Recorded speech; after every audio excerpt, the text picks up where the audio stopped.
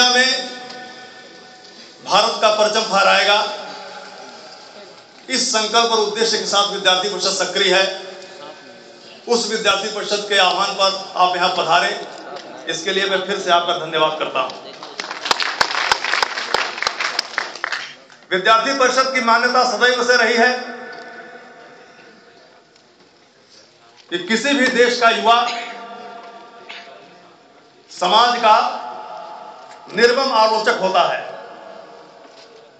निर्मम आलोचक का अर्थ होता है सजग प्रहरी, कि उसको जो कुछ भी गलत दिखाई देता है उसके खिलाफ खड़ा होता है, उसकी आलोचना करता है, उसकी निंदा करता है।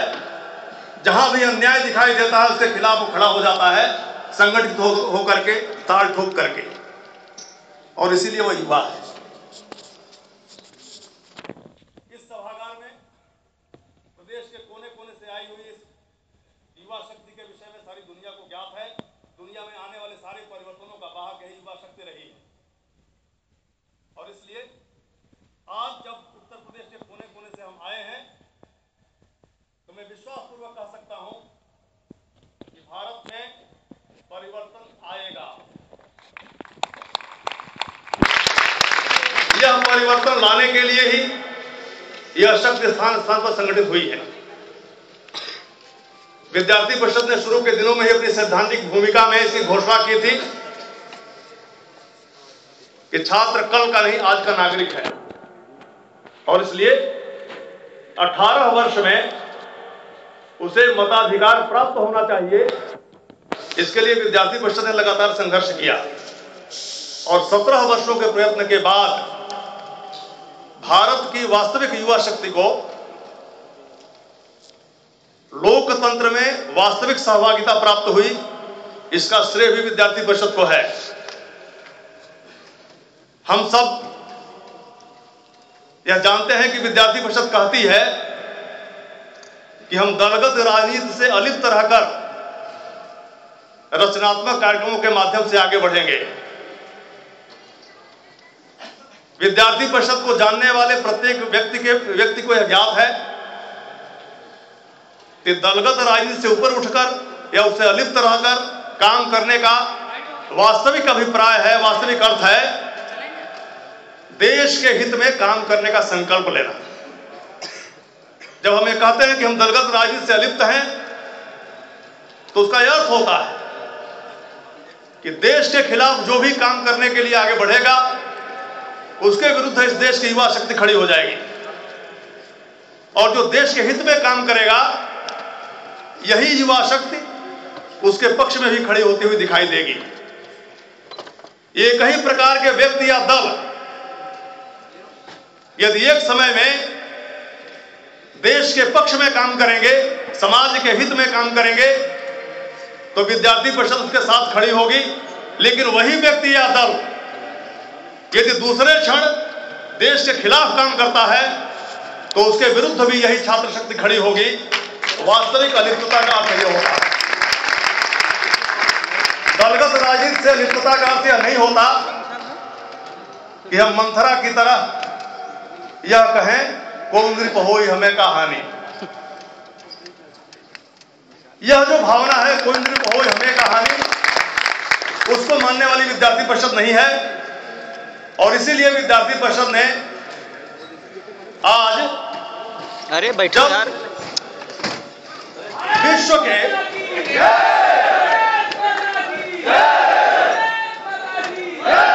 अरे बैठो यार,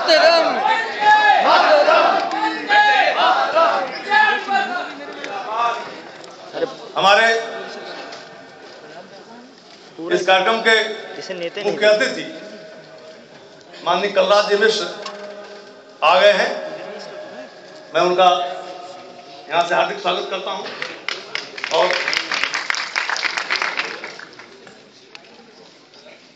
अपने बीच में माननीय कलराज मिश्र जी बैठे हैं, आपका परिचय करवाता हूं।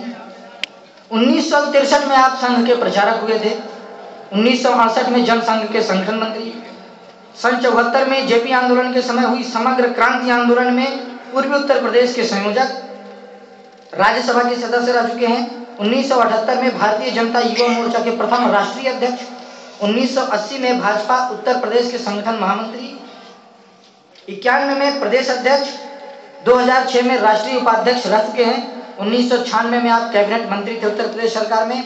वर्तमान में आप पूर्वी विधानसभा क्षेत्र लखनऊ से विधायक हैं। आपका केंद्र लखनऊ में।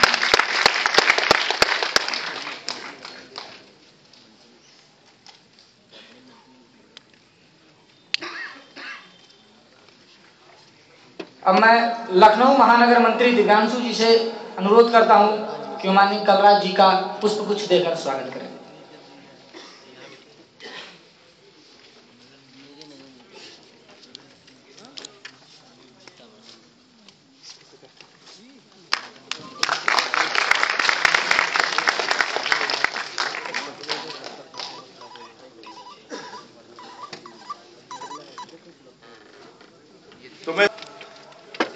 कि विद्यार्थी परिषद जब दलगत राजनीति से लिप्त रहने की बात करती है तो उसका वास्तविक अर्थ होता है देश के हित में काम करने का संकल्प। हम न किसी के पक्ष में हैं न किसी के खिलाफ हैं, हम देश के पक्ष में हैं, देश की जनता के पक्ष में हैं। हम भ्रष्टाचार के खिलाफ हैं। हम ऐसे उन सब कुकृत्यों के खिलाफ हैं जिससे समाज अथवा देश की गरिमा नष्ट होती है, भ्रष्ट होती है।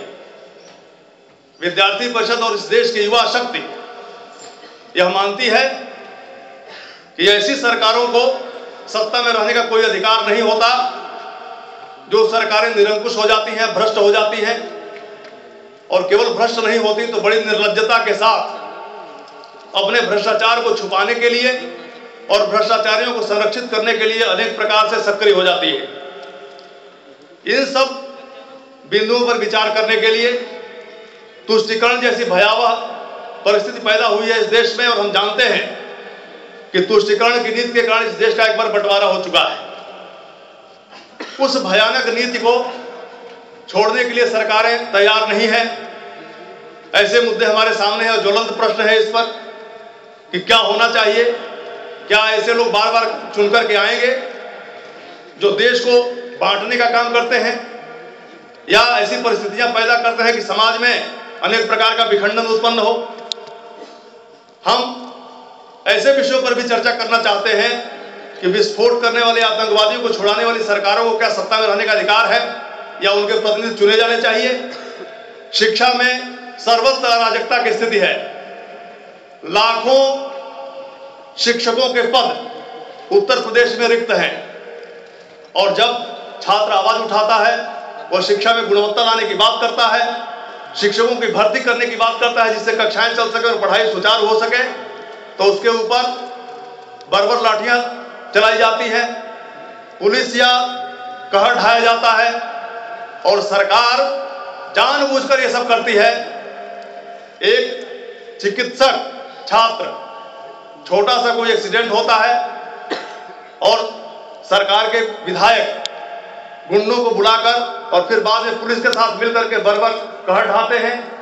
ऐसी परिस्थिति में जब लोकतंत्र की मर्यादाएं भंग हो रही हैं, उसकी धज्जियां उड़ाई जा रही हैं, तब छात्र समुदाय को आने वाले चुनाव के विषय में गंभीरता से विचार करने की आवश्यकता है और अपना आह्वान, अपना निर्णय यहां से लेकर जाने की आवश्यकता है। इन बातों को ध्यान में रख करके विद्यार्थी परिषद ने आज यह छात्र नेताओं का सम्मेलन आहूत किया था।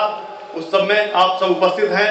मैं आप सबका फिर से एक बार धन्यवाद करता हुआ इस कार्यक्रम को आगे बढ़ाने का आह्वान करता हूं। धन्यवाद।